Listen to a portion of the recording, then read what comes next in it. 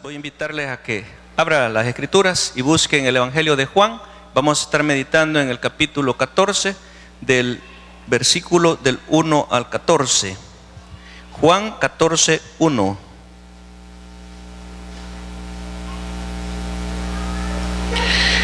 El tema para esta tarde está titulado El consuelo para corazones atribulados. Eso es lo que vamos a estar meditando en esta porción. Cuando lo tenga, le voy a pedir por favor que me diga amén para poder saber que ya estamos listos para empezar la lectura. Amén. Por ahí unos que andan buscando todavía, vamos a estar un poquito de tiempo. Ya está aquí también en pantalla, por si se le hace más fácil poder leer juntos. Aquí está ya al frente, en el altar, en pantalla. Vamos a leer la palabra conforme está escrita, en el nombre del Padre, del Hijo y del Espíritu Santo. Y dice en el versículo 1 del capítulo 14 del Evangelio de Juan, dice: no se turbe vuestro corazón, creéis en Dios, creed también en mí. En la casa de mi Padre muchas moradas hay. Si así no fuera, yo os lo hubiera dicho. Voy pues a preparar lugar para vosotros. Y si me fuere y os prepararé lugar, vendré otra vez y os tomaré a mí mismo, para que donde yo estoy, vosotros también estéis. Y sabéis a dónde voy y sabéis el camino. Le dijo Tomás: Señor, no sabemos a dónde vas. ¿Cómo pues podemos saber el camino? Jesús le dijo: yo soy el camino y la verdad y la vida. Nadie viene al Padre sino por mí. Si me conocieseis también a mí, a mi Padre conoceríais. Y desde ahora lo conocéis y le habéis visto. Felipe le dijo: Señor, muéstranos al Padre y nos basta. Jesús le dijo: ¿tanto tiempo hace que estoy con vosotros y no me has conocido, Felipe? El que me ha visto a mí, ha visto al Padre. ¿Cómo pues dices tú, muéstranos al Padre? ¿No crees que yo soy en el Padre y el Padre en mí? Las palabras que yo os hablo, no las hablo por mi propia cuenta, sino que el Padre que mora en mí, Él hace las obras. Creedme que yo soy en el Padre y el Padre en mí. De otra manera, creedme por las mismas obras. Dice en el 12: de cierto os digo, el que en mí cree, las obras que yo hago, Él las hará también, y aún mayores hará, porque yo voy al Padre. Todo lo que pidiereis al Padre en mi nombre, lo haré, para que el Padre sea glorificado en el Hijo. Y si algo pidiereis en mi nombre, yo lo haré. Oramos. Padre, te damos gracias por tu hermosa palabra. Gracias por hablarnos en esta tarde. Reconocemos, mi Dios, que todo lo que nosotros podemos hacer, podemos alcanzar, es porque tú lo permites. Gracias, Señor, por tu hermosa palabra, porque nos consuelas el corazón. Sabemos, mi Dios, que pasamos momentos difíciles en esta vida, pero si tú estás en nuestros corazones, todo es fácil. Gracias, Señor. Oramos. Gracias, Padre. Oramos en el nombre de tu Hijo, Cristo Jesús. Amén y amén. Decía: el consuelo para corazones atribulados. Cuando leemos este pasaje, o por decir el Evangelio de Juan, ya tenemos un momento de estar estudiando este Evangelio, nos damos cuenta que Jesús tuvo emociones similares a las nuestras, por decir emociones como la tristeza, alegría, enojo, compasión, gozo, asombro. Sabemos que Jesús es 100% Dios y 100% hombre. Sin embargo, hay emociones, una emoción muy común entre los humanos que Jesús no experimentó, y esta es la autocompasión. Muchos de nosotros a veces nos autocompadecemos. Jesús no tuvo eso. Él no tuvo la autocompasión, porque Él sabía todo lo que tenía que padecer. Fue rechazado, menospreciado, la gente no quería oír nada de Él, no, lo rechazaban. Pero aún con todo eso, Él en ningún momento dijo: ay de mí, yo les hago bien y ¿por qué me rechazan? ¿Por qué me tratan mal? No me dan lo que me merezco. Él en ningún momento dijo eso. Él no tuvo esa emoción que humanamente nosotros tenemos, porque nosotros tenemos ciertas emociones, pero la autocompasión Jesús no la tuvo. Y en un momento uno de sus discípulos se acercó queriéndolo arrastrar hacia el terreno de la autocompasión, en la cual Jesús se negó. No aceptó. En Mateo capítulo 16, versículo 21, dice que Jesús desde entonces empezó a declarar a sus discípulos de que era necesario ir a Jerusalén y padecer de los ancianos, muchos de los ancianos, de los principales sacerdotes y de los escribas, y ser muerto, resucitado y resucitar al tercer día. Y dice en el 22, entonces Pedro, tomándolo aparte, comenzó a reconvenirle, diciendo: Señor, ten compasión de ti, en ninguna manera esto te acontezca. Pero él, volviéndose, dijo a Pedro, ¿qué le dijo? Quítate de delante de mí, Satanás. Me eres tropiezo, porque no pones la mira en las cosas de arriba, sino en la de los hombres. O sea, Pedro llegó con esa empatía hacia Jesús, pero Jesús entendió que no era tanto lo que Pedro quería de él, sino quererle decir: mira, el plan de Dios es muy cruel, es muy duro, porque sabía pues que Jesús iba a ser crucificado, iba a ser maltratado, pero Jesús se negó a la autocompasión. ¿Por qué razón? Porque había un plan, y él sabía que tenía que cumplir ese plan, y decidió llevar la carga de nuestros pecados en su cuerpo, soportar la ira de Dios por la culpa de nuestros pecados. Entonces él no tuvo la autocompasión. Él sabía que él tenía que cumplir ese plan, y cuando al final él está en el huerto de Getsemaní, él dice una palabra al Padre que dice: hágase tu voluntad y no la mía. O sea, Jesús buscaba siempre hacer la voluntad del Padre y no la voluntad de él. Él hacía siempre lo que el Padre quería, y lo que el Padre decía que él hiciera, eso hacía. Él no tuvo la autocompasión. Él siempre prefirió darle la gloria a Dios antes que lo demás. Quizás como un ejemplo de autopreservación, nosotros experimentamos esto cuando estamos en un momento difícil, en un momento crucial en el cual sabemos que estamos más propensos a la muerte que a la vida.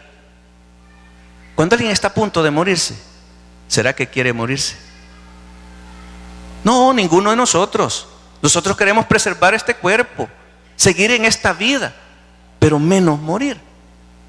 Y esa es la autopreservación, o sea, porque nosotros queremos preservar esto y sabemos que esto va a ser deshecho, que un día tiene que volver a la tierra porque allí fue tomado.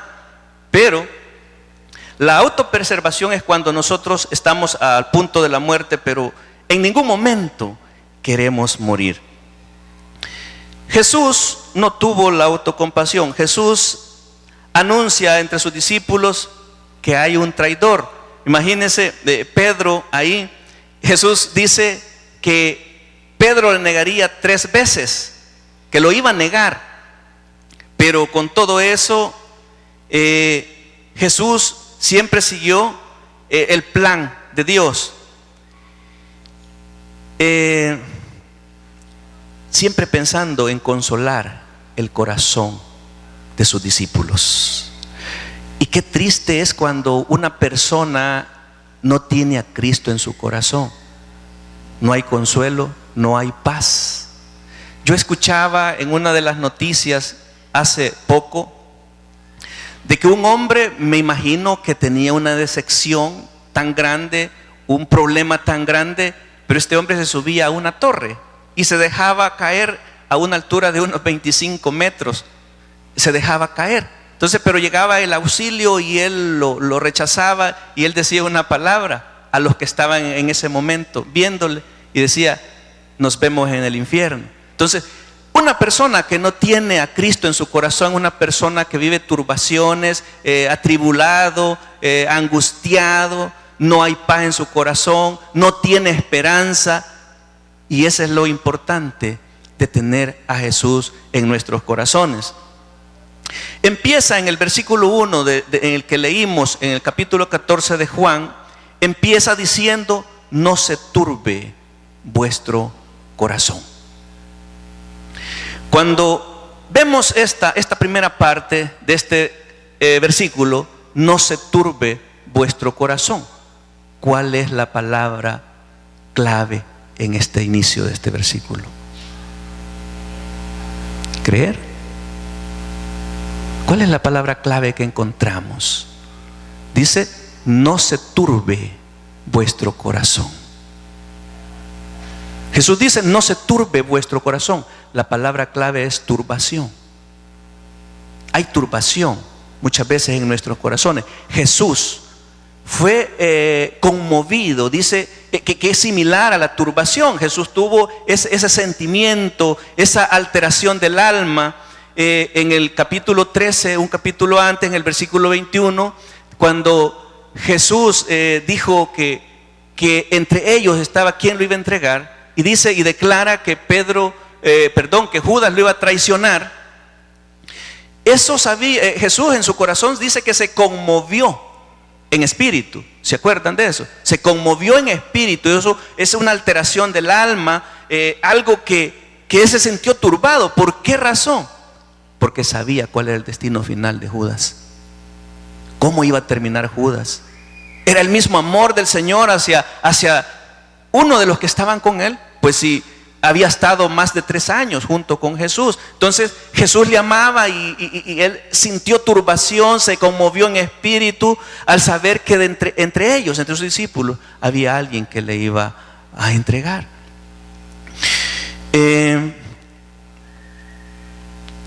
Hay una diferencia en esto cuando dice: no se turbe vuestro corazón, en comparación a lo que Jesús sintió por sus discípulos y en efecto por Judas, porque sabía cuál era su destino final, iba a fracasar. Entonces Jesús no quería eso. Entonces era el amor de Jesús, lo conmovió el amor. Pero en diferencia a los discípulos, que está hablando de Pedro, que lo iba a negar 3 veces, hay otra cosa. ¿Y cuál es? Cuando Jesús le dice: miren, es necesario que yo me vaya, me voy a ir de esta tierra, los voy a dejar. Entonces empezó a prepararlos. ¿Qué pasó con los discípulos? Dice que se entristecieron al saber la noticia o escuchar la noticia que Jesús tenía que irse de este mundo, que ya no iba a estar con ellos, que era necesario ir al Padre. Y más adelante dice: voy pues a preparar lugar para vosotros, para que donde yo esté, vosotros también estéis. Entonces eso turba el corazón de sus discípulos, pero la turbación del corazón de sus discípulos era por la incredulidad, era por la falta de fe. Y esa es la diferencia entre esa emoción que vivió Jesús y vivieron sus discípulos. Una diferencia es: una es por amor y la otra es por incredulidad, la cual no es buena y no es sana, porque la emoción que los discípulos vivieron fue una emoción mala, porque eran por incredulidad y por falta de fe.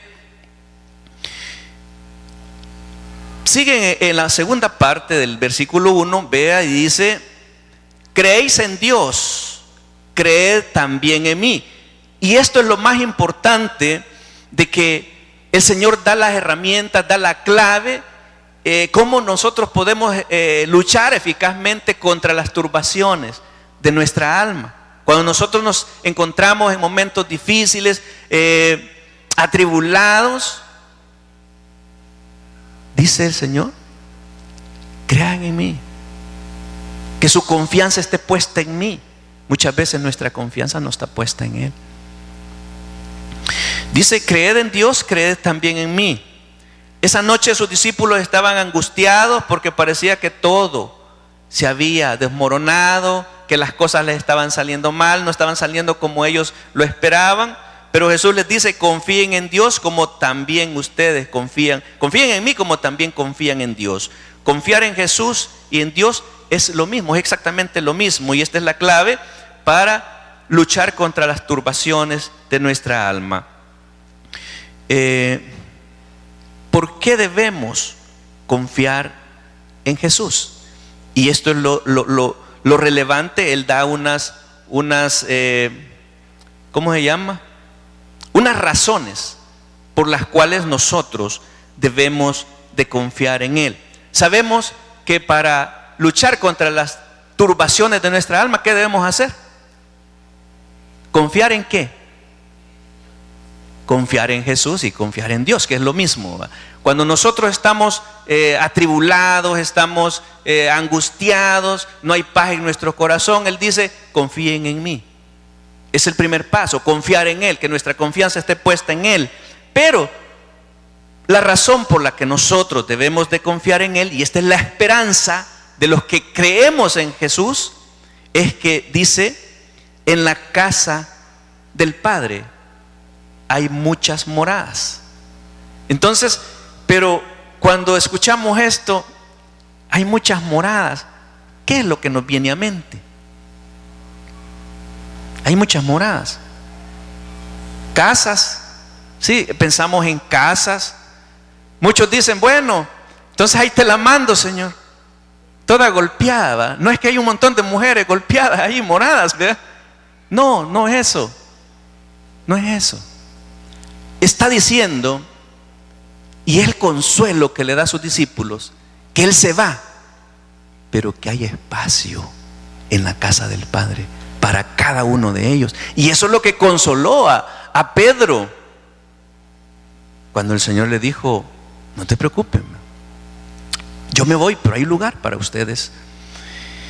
Lo primero que enseña para calmar la ansiedad de corazón, para inquietar el corazón atribulado, quitar la inquietud, dice que en la casa del Padre hay lugar reservado para cada uno de sus hijos.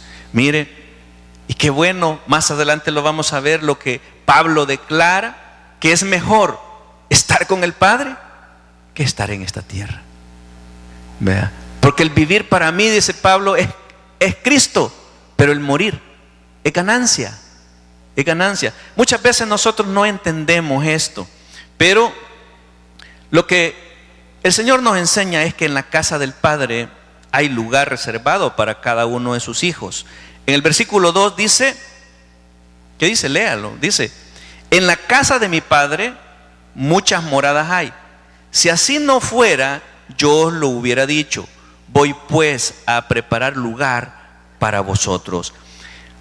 Jesús no está diciendo simplemente que en el cielo hay muchas moradas, sino que dice: en la casa de mi Padre. ¿Qué significa esto? En la casa de mi Padre significa que con Cristo nosotros tenemos lugar con Él. Amén. ¿Cuántos se alegran de eso? Yo me alegro que hay lugar para mí en los cielos. Fíjese que hay un coro evangélico que dice: cuando allá se pase lista. Se lo han escuchado. Dice: a mi nombre yo feliz responderé. La seguridad de los creyentes, la seguridad de los hijos de Dios, es que nuestro nombre está inscrito en el libro del Cordero. Y esa es la esperanza que nos mantiene a seguir hacia adelante, a vivir de una manera agradable delante del Señor, porque sabemos que hay lugar para nosotros y es mejor allá que aquí. Hay un lugar asignado para los que descansan únicamente en Cristo, para perdón de sus pecados. Estamos seguros que nuestro nombre está inscrito. Este era el consuelo de Pedro cuando le dijo: esta misma noche me negarás 3 veces, pero en la casa de mi Padre hay lugar para ti. Qué bueno. En la casa de mi Padre hay lugar para ti. Y así como para Pedro, también para cada uno de nosotros, los que esperamos en Cristo, los que hemos creído en Cristo, hay esperanza que hay lugar para nosotros en los cielos. En el versículo 2, en la parte 3, o la tercera parte del versículo 2, Él dice: voy pues a preparar lugar para vosotros. Esa morada, como decía, no es que lo que quiere decir es que eso está preparado de antemano, ese lugar. O sea, Él no es que va a ir a preparar casa para nosotros, sino que está diciendo: yo voy, pero donde yo voy, yo quiero que ustedes también estén. Y ese lugar, desde antes que nosotros naciéramos, ya está preparado para todo aquel que cree en Jesús. Amén. En Mateo capítulo 25, versículo 34, Jesús dice que en el día del juicio todos los creyentes le escucharán decir: venid, benditos de mi Padre, heredad el reino preparado ¿para quién? Para vosotros. ¿Desde cuándo? Desde la fundación del mundo. O sea, antes que nosotros viniéramos a esta tierra, ese lugar ya estaba apartado, ya estaba asignado un lugar para usted y para mí.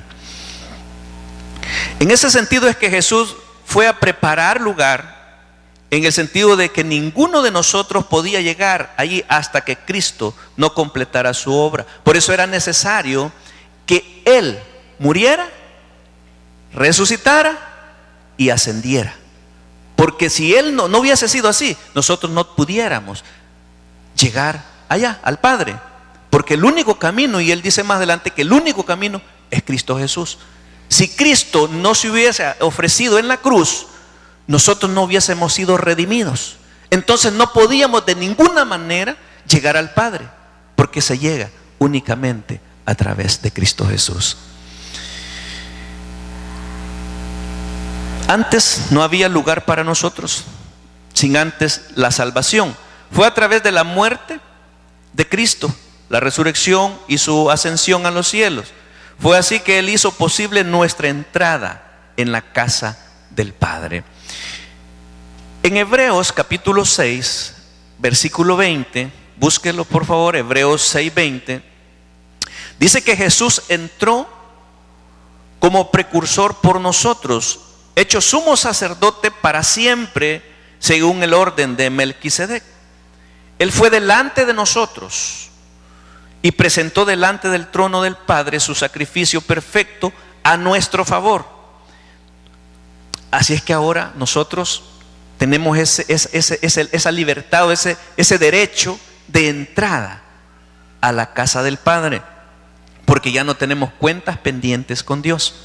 Él pagó a través de su sacrificio lo que nosotros teníamos que pagar, porque nosotros por naturaleza estábamos condenados a muerte por el pecado, pero Él cargó la ira en su cuerpo, la ira de Dios en su cuerpo por la culpa de nuestros pecados. Él lo llevó, Él lo pagó en la cruz. La única manera de preparar lugar para nosotros fue la separación de Jesús a través de su muerte, su resurrección, su ascensión.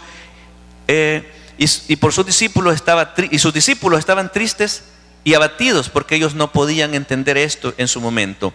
Lo segundo, o la segunda razón por la cual nosotros debemos poner nuestra confianza en Jesús, es porque donde Él está, nosotros también estaremos. Y qué bendición, ¿verdad? ¿Sabe usted dónde está Jesús? Se dice o se conoce una figura de qué es los cielos o cómo está constituidos los cielos. Habla de calles de oros, ¿sí? Calles de oro, mares de cristal, puertas de perla. ¿Usted cree que eso es así? Es importante esto porque realmente lo interesante no es eso.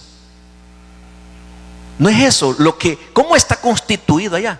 Lo interesante es que vamos a estar con Cristo por toda la eternidad. Y qué maravilla estar al lado de Jesús.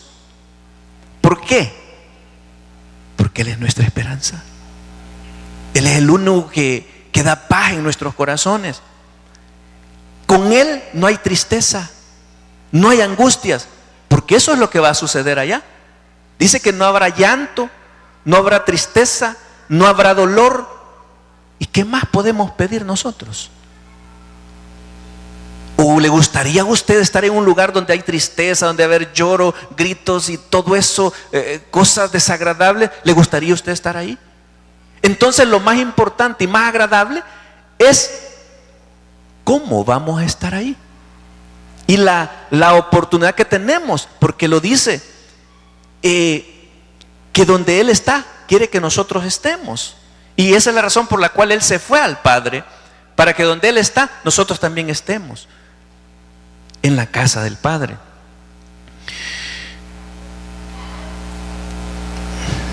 Dice: y si me fuere y os preparare el lugar, vendré otra vez y os tomaré a mí mismo, para que donde yo estoy, vosotros también estéis. El preparar lugar, cuando Él dice me voy a preparar lugar para que donde yo esté, vosotros también estéis. Muchos lo relacionan en que nos vamos para el cielo y que Él va a venir y nosotros nos vamos con Él. Pero ¿será lo que Él ha prometido, que nos va a llevar al cielo? ¿Lo ha prometido Él? ¿Qué piensa? ¿Lo ha prometido Él que nos va a llevar al cielo?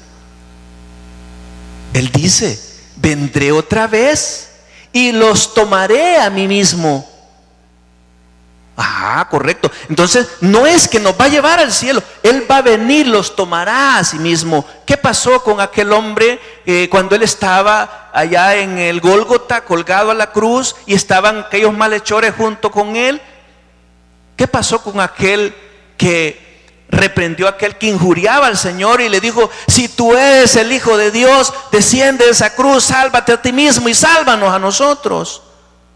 ¿Qué fue lo que le dijo el Señor? Le dijo: de cierto te digo que hoy mismo vos vas a ir al cielo. ¿Qué le dijo? De cierto te digo que hoy mismo estarás conmigo en el paraíso. No le dijo vas a ir al cielo. ¿Sí? Entonces, pero muchas veces nosotros lo creemos así. Pero lo que Él está diciendo es que los tomaré a mí mismo. Ahí donde yo esté, yo quiero que ustedes estén. Jesús dice: vendré otra vez para tomarlos a mí mismo. ¿Qué era lo que había llenado de tristeza el corazón de sus discípulos? ¿Por qué estaban confundidos esa noche? Que el Señor les dijo: miren, me es necesario ir al Padre, los voy a dejar, ya no voy a estar con ustedes. Eso les entristeció, se turbaron. Pero ¿por qué razón? Cuando Jesús les dijo: yo me voy, pero hay lugar para ustedes en el cielo, para los discípulos, eso no era suficiente. Mire, cuando uno convive un largo tiempo con alguien y de repente se separa, ¿será que fácilmente podemos deshacernos o olvidarnos de todo ese tiempo que hemos convivido? No es fácil. Y que hayan ofrecimientos, pues por ese mismo amor. Los discípulos habían estado como 3 años y medio con Jesús, habían compartido mucho, había un afecto, un amor entre ellos, en los cuales ellos no querían separarse del Señor. Ellos querían seguir siempre con Él, pero no entendían que era necesario que el Padre, o sea, Jesús fuera al Padre, porque de otra manera no había oportunidad de llegar al Padre, porque solamente a través de Jesús se puede llegar. Imaginémonos a un niño que se le muere la mamá, quebrantado, desconsolado, triste, atribulado, y nosotros queremos consolar a este pequeño y le decimos: no te preocupes, no estés triste. Mira, mañana te voy a comprar un carro, pero ya no estés triste. ¿Será que este niño va a cambiar de actitud? Porque usted le ofreció un carro. No, aunque le gusten los carros, él va a despreciar ese carro. ¿Qué es lo que quiere este niño tener? A su mamá. Así los discípulos, ellos querían tener a Jesús ahí. Ellos no podían entender que era necesario que Él fuera el Padre. Pero por ese mismo amor, así pongo ese ejemplo de un niño porque es algo que quisiéramos tener siempre, pues. En Juan capítulo 17, versículo 24,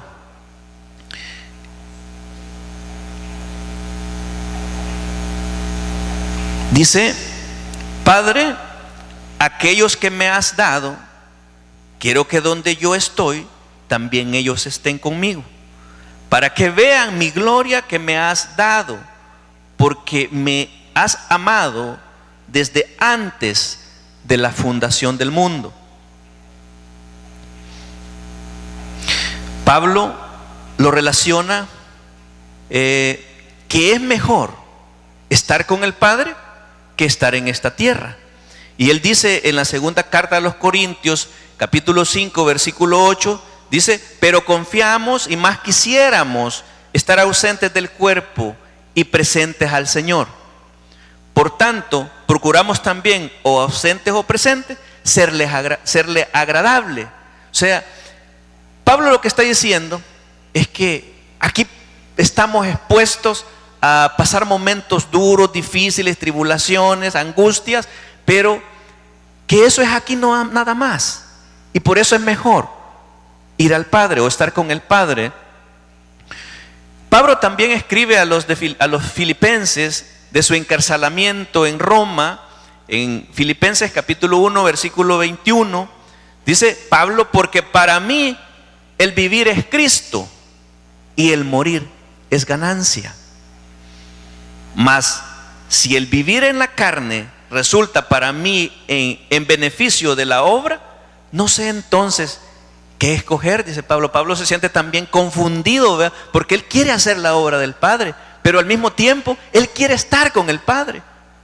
O sea, quiere estar en esta tierra haciendo la obra, pero también quiere estar con el Padre. Entonces dice que no sé qué escoger, porque de ambas cosas estoy puesto en estrecho, dice Pablo, teniendo deseo de partir y estar con Cristo, lo cual es muchísimo mejor.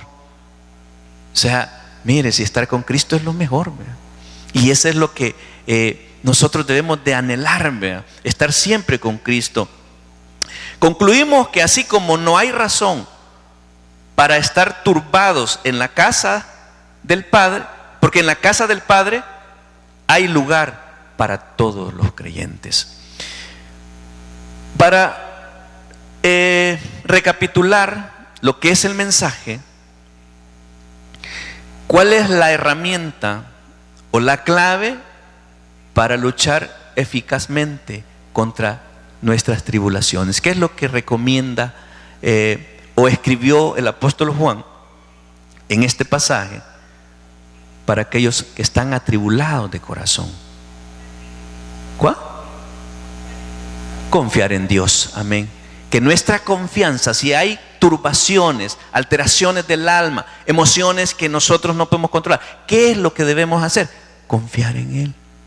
Y eso nos dará paz en nuestros corazones.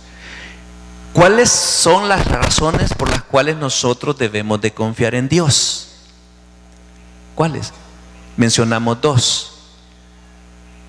¿Cuáles son? ¿Cuáles son? Que en la casa del Padre hay lugar para todos los que creemos, para todo el creyente.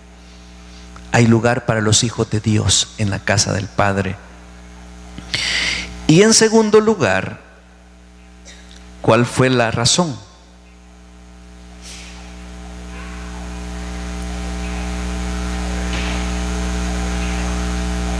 Que donde está Jesús, nosotros también estaremos. Y qué maravilloso estar al lado de Jesús. Amén. Le voy a invitar a que cierre sus ojos y oramos. Padre, te damos gracias.